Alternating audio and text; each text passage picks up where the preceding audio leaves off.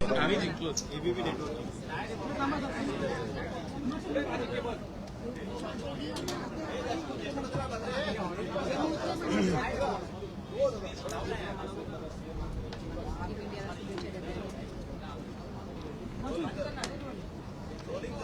Role. ICC T20 world चॅम्पियनशिपमध्ये पुन्हा एकदा भारतीय टीमने भारताचा तिरंगा झेंडा हा फडकवलेला आहे. भारत पुन्हा चॅम्पियन झालेला आहे आणि काल अनेक रेकॉर्ड तोडत ज्या प्रकारे न्यूझीलंडचा पराभव हा भारताने केला, T20 सामन्यांच्या इतिहासामध्ये फायनलमध्ये अशा प्रकारचा स्कोअर करणं आणि समोरच्या टीमला अशा पद्धतीनं गारद करणं हा देखील एक नवीन रेकॉर्डच आहे. विशेषतः काल संजू सॅमसन असतील, अभिषेक शर्मा असतील, यांनी ज्या प्रकारे बॅटिंग केली त्यामुळे एक अतिशय सॉलिड फाउंडेशन हे भारताला मिळालं आणि बॉलिंगमध्येही जसप्रीत बुमराह यांनी ज्या प्रकारे पूर्ण सिरीजमध्ये अतिशय इकॉनॉमीनी बॉलिंग केली आणि कालही त्यांनी ज्या प्रकारे न्यूझीलंडच्या टीमला गारद केलं ते विलक्षण अशा पद्धतीचं त्यांचं कार्य, त्यांची बॉलिंग आपल्याला पाहायला मिळाली. अर्थातच एकूण टीमचा परफॉर्मन्स हा अतिशय उत्तम राहिलाय. केवळ एक सामना आपण हारलो, बाकी कुठल्याच सामन्यात आपण त्या ठिकाणी पराजित झालो नाही. एक कन्व्हिन्सिंग विन आपल्या संघाने मिळवलेली आहे. त्यामुळे सूर्यकुमार यादव आणि संपूर्ण टीम या सर्वांचं मी अतिशय मनापासून अभिनंदन करतो आणि आपल्या मुंबईचे खेळाडू देखील या टीममध्ये उत्तम त्यांनी खेळ केला असल्यामुळे त्यांचंही, शिवम असेल, सूर्या असतील, अशा सगळ्यांचं मी अतिशय मनापासून अभिनंदन करतो. सर, क्या विधान भवन में इनको सम्मानित करने का लास्ट टाइम जिस तरह से हुआ ऐसा कुछ था? मी आज त्यांच्या अभिनंदनाचा प्रस्ताव मांडणार आहोत. आज विधानसभा आणि विधान परिषद त्यांचं अभिनंदन करेल. हम सभी को बहुत हर्ष है कि टीम इंडिया ने ICC T20 वर्ल्ड कप में जिस प्रकार से न्यूजीलैंड को पराजित करते हुए फिर एक बार चैंपियन के रूप में भारत का तिरंगा लहराया. मैं भारतीय टीम को बहुत बहुत बधाई देता हूं.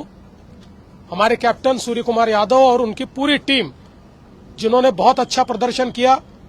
विशेष रूप से संजू सैमसन ने पिछले तीनों मैचों में जीत के लिए जो कंट्रीब्यूशन दिया, कल की मैच में अभिषेक शर्मा हो, जसप्रीत बुमराह हो, इन्होंने जिस प्रकार से बैटिंग और बॉलिंग की है, ये मैं ऐसा मानता हूं कि बहुत बड़ी ताकत भारत ने अपनी दिखाई है.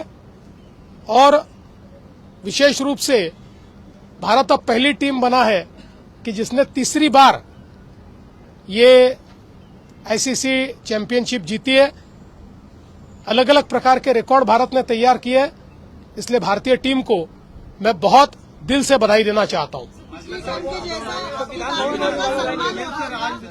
आज विधानसभा और विधान परिषद में उनको बधाई देने वाला प्रस्ताव हम लोग रखेंगे.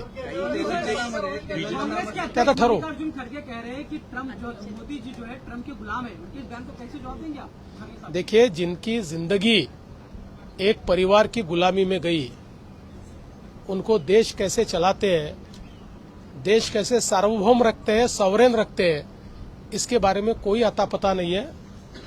आज जिस प्रकार से मोदी जी ने भारत की एनर्जी सिक्योरिटी इंश्योर की है, वरना भारत के क्या हालात होते हम सब लोग समझ सकते हैं. इसलिए मुझे लगता है मोदी जी ने दिखा दिया कि जिस समय टैरिफ वॉर हुआ, भारत झुका नहीं. भारत तनकर खड़ा रहा, भारत ने उसका सामना किया, भारत ने अलग अलग देशों से टैरिफ एग्रीमेंट्स किए, जिसके चलते टैरिफ वॉर करने वालों को भी पीछे हटना पड़ा और भारत ने अपनी ताकत दिखाई है। इसलिए परिवार की गुलामगिरी करने वालों ने इस प्रकार की बात करना यह हास्यास्पद है। इंडियाची विजयी रॅली काढली जाते कारण प्रत्येक वेळी वर्ल्ड कप जिंकतो तेव्हा विजयी रॅली काढली जाते निलांबरीबद्दल. हे सगळ्या गोष्टी एवढ्या घाई कशाला करतात, सगळ्या गोष्टी होतात. सर युद्ध सुरू आहे आणि तेलाचा साठा लोक वाहून ठेवायला लागले. 45 दिवसांचा ऑइल साठा आहे अशी सुद्धा बातमी समोर येते. त्यामुळे काय सांगाल, काय आवाहन कराल जनतेला? मी कालही केलं, आजही करतो. केंद्र सरकार तेल, गॅस सगळ्या गोष्टीची काळजी घेते आहे.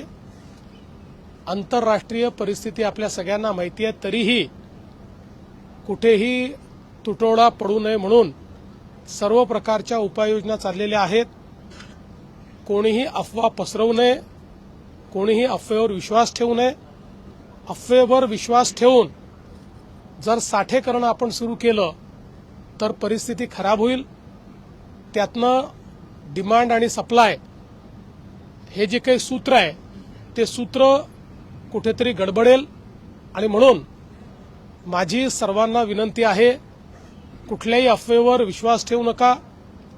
माध्यमांनाही विनंती आहे, नवनवीन गोष्टी ज्या कुठेही त्याचा पुरावा नाही अशा गोष्टी दाखवून लोकांमध्ये पॅनिक तयार करू नका. केंद्र सरकार या संदर्भात उचित काळजी घेत आहे. लोगों से अपील की, मीडिया से भी अपील की कि लोग अफवाह पर ध्यान न रखें. हमने देखा कि संभाजी नगर में और एक दो जगह पर पेट्रोल पंप पर लाइनें लगी थी. क्या कहना है आपका लोगों को? देखिए, मैं बहुत स्पष्ट शब्दों में कह रहा हूं कि देश में युद्ध के कारण जो परिस्थिति तैयार हुई है उसको ठीक ढंग से हैंडल करने का काम प्रधानमंत्री मोदी जी के नेतृत्व में केंद्र की सरकार कर रही है.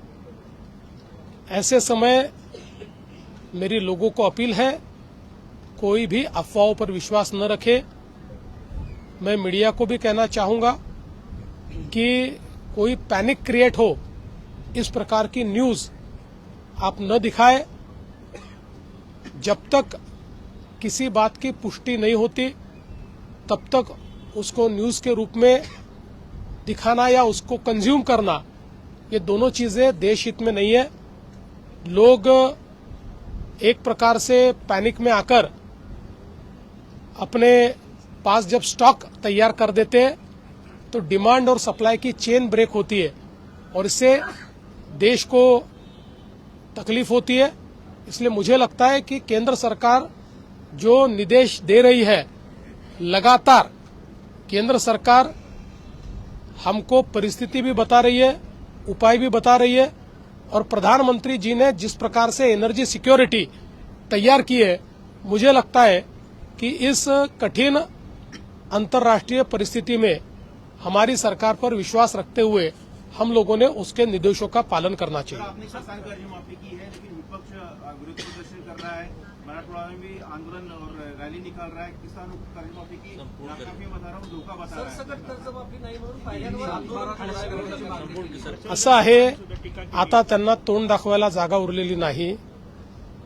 गिरा तो भी टांग ऊपर थी अशा पद्धतीनं विरोधकांचं चाललेलं आहे. विरोधकांच्या सोबत जनता नाही. जनतेने महानगरपालिका, नगरपालिका, जिल्हा परिषदेच्या निवडणुकीमध्ये विरोधकांना जमीन दाखवलेली आहे आणि आम्ही निवडणुका जिंकल्यानंतर कर्जमाफी केली आहे, निवडणुका जिंकण्याकरता नाही. त्यामुळे जनतेचा आमच्यावर विश्वास आहे. त्यांनी कितीही त्या ठिकाणी अशा पद्धतीनं आंदोलन केलं तरी जनता त्यांच्यासोबत नाही. सर, हर्षवर्धन सपकाळ यांनी देखिए, तुमच्यावर आज एक आरोप केला आहे. ते म्हणतायत बाद की घोषणा की है कि किसानों को कर्जमाफी का वादा पूरा किया है. विपक्ष लेकिन इसके मुद्दे पर फिर भी आंदोलन कर रहा है. देखिए, विपक्ष को जनता ने नकारा है. जिला पंचायत, नगरपालिका, महानगरपालिका सभी चुनाव में विपक्ष का सफाया हो चुका है और हमने चुनावी वादा करके चुनाव से पहले या चुनाव जीतने के लिए हमने कर्ज माफी नहीं की। चुनाव जीतने के बाद हमने कर्जा माफ किया है। विपक्ष के पास बोलने को अब कुछ बचा नाही आहे। सात बारा कोरा झाला नाही याच्यावरही त्यांनी आक्षेप घेतला. त्यांना काय माहिती आहे? सर हर्षवर्धन सपकाळ आरोप करतायत. त्यांनी तुमच्यावर थेट आरोप केलाय. गडचिरोलीचं लोखंड काढायचं आणि विदेशातल्या कंपनीत पाठवायचं आणि विदेशातून लोखंड घ्यायचं हा घाट देवेंद्र फडणवीस यांचा शक्तीपीठ महामार्गासाठी. असं आहे की कोणी लॉजिकली काही बोललं तर माझ्या स्तराच्या माणसांनी उत्तर दिलं पाहिजे. कोणी बिनडोकपणे बोललं तर मी उत्तर दिलं तर मी पण बिनडोकच ठरेल ना. चला, धन्यवाद.